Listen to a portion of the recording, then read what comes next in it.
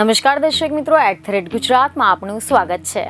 આ વખતની ચૂંટણી ગુજરાત ભાજપ માટે ખરેખર અઘરી સાબિત થઈ શકે છે, કારણ કે ક્ષત્રિય સમાજે રૂપાલાની ટિકિટ રદ ન કરતા હવે ભાજપ સામે જ બાયો ચડાવી લીધી છે, જેમાં ક્ષત્રિય આંદોલન પાર્ટ 2માં ક્ષત્રિય સમાજ દ્વારા ધર્મરથનું પ્રસ્થાન કરાવાયું હતું, જે વિવિધ વિસ્તારોમાંથી પણ પસાર થઈ રહ્યું છે।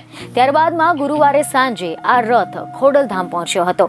ધર્મરથ ખોડલધામ પહોંચતા જ ભાજપનું ટેન્શન વધી ગયું હતું, કારણ કે અહીંયા ક્ષત્રિયો અને પાટીદારો એક થયા છે, જેની અસર અમરેલીની બેઠક પર પણ થઈ શકે છે। તમે જણાવી દઈએ કે મીડિયા રિપોર્ટ અનુસાર એવી માહિતી મળી રહી છે કે ખોડલધામ ટ્રસ્ટના ટ્રસ્ટીઓએ ધર્મરથનું બેન્ડ બાજા અને ઢોલ નગારા વગાડીને સ્વાગત કર્યું હતું।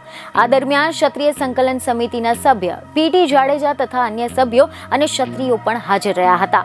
જો કે ક્ષત્રિય સમાજ ખોડલધામમાં પાટીદારોની સાથે આવતા ભાજપને રાજકોટની બેઠકની સાથે સાથે હવે અમરેલીની બેઠક પર પણ અસર થઈ શકે તેવી ભીતિ છે।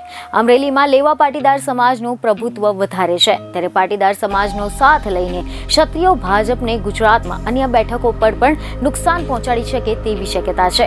તો આ દરમિયાન એવી ખબરો મળી રહી છે કે પીટી જાડેજાએ આ અંગે જણાવ્યું કે પુરુષોત્તમભાઈનો આભાર કે પાટીદાર અને ક્ષત્રિયોને એક કર્યા। ભાજપના કોઈ પણ ક્ષત્રિય સમાજના નેતાને ભલે બોલાવવામાં આવે, પરંતુ અમને કોઈ ફરક નહીં પડે। માં ખોડલની કૃપા પાટીદાર ઉપર છે અને પાટીદારની શ્રદ્ધા ક્ષત્રિયો સાથે છે। પાટીદાર સમાજને હું પાઘડી ઉતારીને આભાર માનું છું।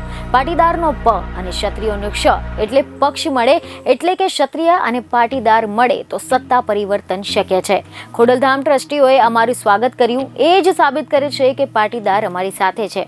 તો આ ઉપરાંત એવા અહેવાલો મળી રહ્યા છે કે રાજકોટના રાજવીએ ભાજપના સમર્થન આપવાની જે વાત કરી હતી તેના પર પણ પીટી જાડેજાએ પ્રતિક્રિયા આપી છે, જેમાં તમને જણાવ્યું છે કે રાજકોટના ઠાકોર સાહેબ ભાજપમાં છે, એટલે તેમને ટેકો આપે એ રાજકીય છે। અમને અમારી સંકલન સમિતિ સામાજિક છે, સમગ્ર સમાજનો રોષ છે। હવે અમારો એક જ મુદ્દો છે, બેટી બચાવો, પેટી છલકાવો અને કોંગ્રેસ પાર્ટીને મત આપો। આવતીકાલે જામનગરમાં રાજકોટ જેવું પ્રદર્શન થશે, તો આની સાથે ખોડલધામ અમારી સાથે છે, વટથી છાતી ઠોકીને કહી શકીએ તેવો પીટી જાડેજાએ દાવો કર્યો હતો। તેમણે ઉમેર્યું કે 7 મેના રોજ મતદાન બાદ ક્ષત્રિય અસ્મિતાનો પાર્ટ 3 શરૂ થશે। બીજને ખબરો સાથે ફરી મળીશું। ધન્યવાદ।